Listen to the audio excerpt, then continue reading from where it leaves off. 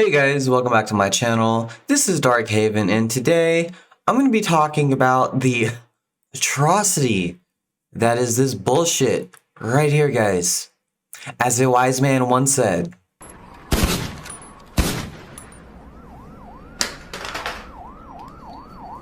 "You done fucked it up!" You done fucked it up indeed. Remember back in the day, in the glory days of gaming, right?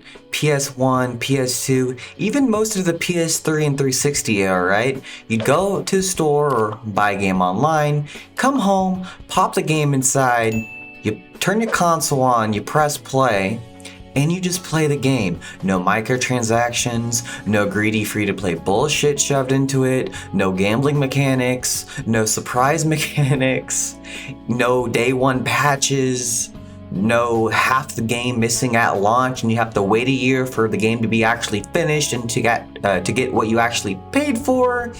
None of this greedy shit right here that I'm about to read and go into, right? You put the game in your system, you press play, and that was it. You got all the game on release, 99% of the time, okay? What this company has done, what Sony is allowing for Gran Turismo 7 is abysmal. Let's get into it. So, as you guys can see right here, and it's been all over the gaming news, right? Gran Turismo, they just had a new patch. Basically, what it did was lowered all the in-game currency rewards, right? For example, as you can see on this list right here, guys, you used to get about 65, sometimes 75,000, sometimes 50,000 dollars, right? For completing races and achievements and challenges, right? They lowered it down to 30,000. So a lot of these achievements are getting lowered by like 20K, 30K even, right? So there's some cars in the game, like the Ferrari F8, which cost upwards of like, what, $2 million? And it took a lot of grinding to get. Not a big deal, right? If you enjoy the game, you play it a lot, right? Getting a decent amount of rewards, or you were, but now they implemented this crap, and you want to know why. The answer's simple. They want to force you to buy microtransactions. They want to lower the rewards so people feel like it's more of a chore to get money in game, to buy the cars that they want. They want to make the progress deliberately slower. That way people are more inclined and they kind of feel like forced almost in a way to go to the in-game currency shop and buy more game cash or in-game currency with real-world currency to get the cars that they want. They're implementing free-to-play garbage into a full-price game. This game costs $70, okay? Not 60 bucks, 70 bucks, okay? So they have the audacity to charge people full price for this game and then deliberately withhold any sort of microtransactions and all of this garbage for the 2-week review period so people think it's a good game.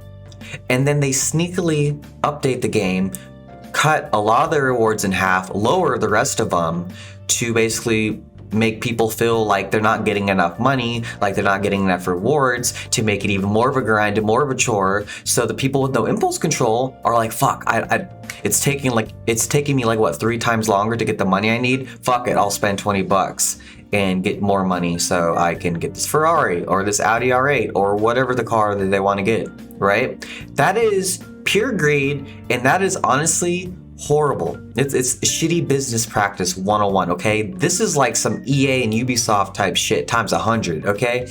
Like, who thought this was a good idea? Why did they do this? Remember when Xbox and Microsoft did this for Forza? And the amount of backlash they got, it ended up getting so bad that they decided to completely remove all microtransactions from the game completely, and they promised to never implement them again. And then Sony turns around and does the same shit. I'm so pissed right now. I'm so pissed. I know I don't look like it, but I'm fucking pissed, guys. I was excited for this game. I know a lot of people actually were planning on getting a PS5 strictly for this game. Gran Turismo on the PS1 was a classic. Still is a classic. A lot of people got into Sony systems due to this franchise, and it's ruined by this greedy nonsense. But let's just get into the article before I lose my shit, okay? So, a new update for Gran Turismo 7 went live today. patching the PlayStation 5 and the PS4 title to version 1.7, and making many minor adjustments along with the introduction of broadcast mode. Yay, broadcast mode, who gives a shit about that?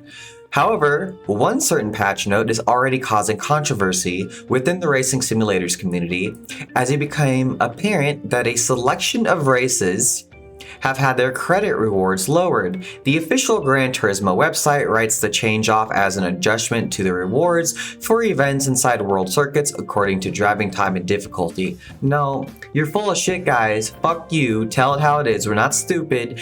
They just wanted more money. Give me that money, money, money. Greedy as fuck, okay? They want to force people to get more microtransactions to pay for more currency with real world currency. So they deliberately lower their rewards to make it more of a chore to get the cars you want. It's bullshit.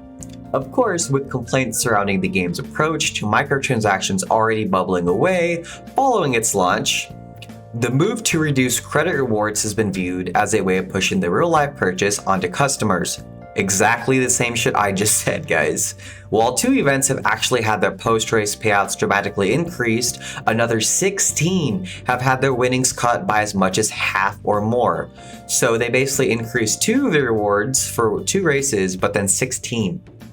As of now, might be even more, have had their rewards dramatically lowered. Criticism of the approach began on Gran Turismo 7's release day of March 4th, 2022, when a range of microtransactions went live alongside the game. Like I said before, they deliberately chose not to include these for the 2-week release period, so reviewers and everybody else that reviewed the game and played the game didn't know how bullshit it was, didn't know how greedy and scummy it was, right? No game that's full price, especially $70, should have any sort of microtransactions at all. It's one thing if it's like The Witcher 3, where it's an amazing game with hundreds of hours of gameplay. You definitely get your money's worth, right? And then like months after release, they make like a full price, well, not like a full price, but like a $30 expansion, which has like another 30 to 40 hours of gameplay, an amazing story, better story, and more content than most AAA games out there, right? And then they want to charge for that. That's fine. I am happy to spend more money on a game that I enjoy that's worth the money, right? If I buy a game and I get my money's worth, and it's got plenty of content day one, they don't cut half of the game out on release and then try to sell it to you later for even more money, even though you already paid full price for the game, then I don't mind buying an expansion or 2, right? But this is different. Deliberately fucking the rewards of the game to try to force players or, to buy more in-game rewards with real-world currency, and deliberately lowering the price of the rewards for races. This is just scummy as fuck. Like, no wonder they're getting so much backlash. Like, come on, guys. Gaming going mainstream was the worst thing that could have happened to it. Worst thing that could have happened to it, right? We need another gaming crash, guys. This is ridiculous. No game should have this kind of crap in it, especially full price games, okay? Like, and if you go into the store and you try to buy the currency, look how much it's priced at, okay? To get enough currency in game to buy just one expensive car in the game, you're gonna have to cough up at least $40. Okay, so on top of spending $70 for the game, if you want to buy one car in the game, which should have been a reward for just playing the game, games used to be you play the game, and if you want to unlock some new cars or some new cosmetics, you unlock it naturally through playing the game and completing in-game achievements, right? You didn't have to spend more money. All of this stuff used to be unlocked for free after buying the game by just unlocking it and playing the game naturally. Now they want to charge full price and then charge almost the same amount as the entire game itself just for enough currency to get one fucking car. The microtransactions in this game, why do they even call it microtransactions in the first place? This isn't fucking micro, okay? $40, almost the same amount as the game itself, right? Over half of the game price for one in-game car, which should be unlocked through gameplay, is just asinine. This is ridiculous. Fuck you guys. Fuck Gran Turismo 7. I am not going to support this game at all. I was actually looking forward to it. I was actually really excited to play this game because I love the Gran Turismo series. Now, I'm not getting it. Even if they fix this later on and they completely remove the microtransactions, I'm not buying this shit.